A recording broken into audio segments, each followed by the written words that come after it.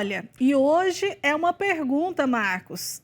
Sente só, o purgatório existe? É uma pergunta complicada de se responder. Verdade, ainda mais nessa semana que nós celebramos o Dia dos Fiéis Defuntos, né? Essa é sempre uma dúvida que aparece.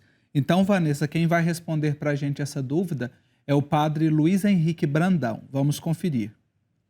A existência do purgatório ela é parte da doutrina da Igreja. Essa doutrina ela foi definida em dois importantes concílios durante a Idade Média, o Concílio de Florença e o Concílio de Trento. Quando nós vamos no Catecismo da Igreja Católica, no parágrafo 1030, nós vamos ler que aquelas pessoas que morreram na amizade e na graça de Deus, ou seja, morreram unidos a Deus, mas que ainda tem alguma pena a ser purificada, eles vão entrar neste estado de purificação. É daqui que vem a palavra purgatório.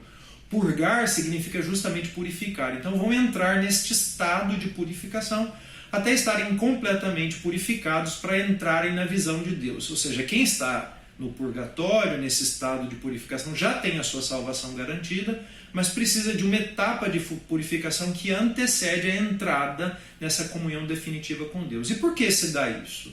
Porque quando nós cometemos um pecado, este pecado tem penas temporais, ou seja, nós devemos reparar o mal desse pecado durante a nossa vida, durante a nossa história, mas se é um pecado mortal, ele também tem penas eternas, que é justamente a perda da comunhão com Deus no paraíso.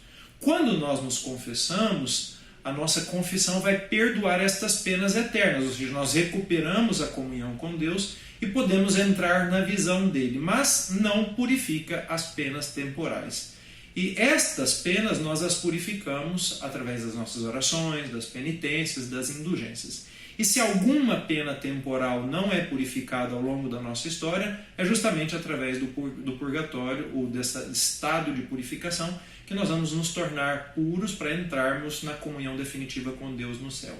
Mas há dois importantes fundamentos, um é bíblico e uma outra da tradição da fé da Igreja, que dão fundamento a essa doutrina. Primeiro é o fundamento bíblico. Em Mateus 12:31, Jesus diz que aqueles que cometem pecados contra o Espírito Santo não serão perdoados neste mundo e nem no outro.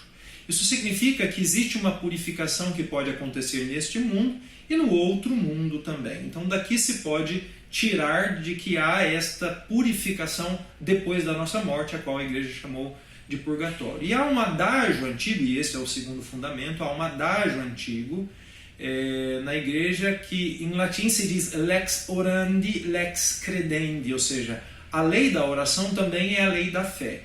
E há uma prática muito antiga que remonta sobretudo ao judaísmo, e a gente vai ler isso lá no texto dos Macabeus.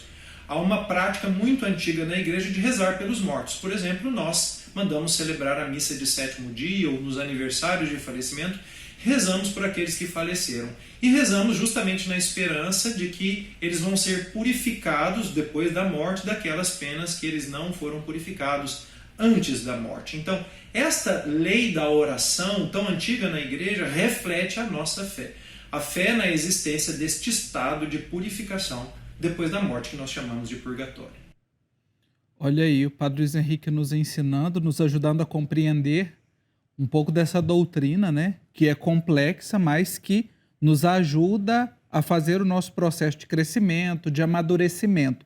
E nesse quadro, Pergunte e Responderemos, o nosso objetivo é exatamente ajudar você no seu processo de catequese, de crescimento na fé. Então, se você tem alguma dúvida sobre a fé, sobre a igreja, envie para nós pelo e-mail programa@paieternoo.com.br.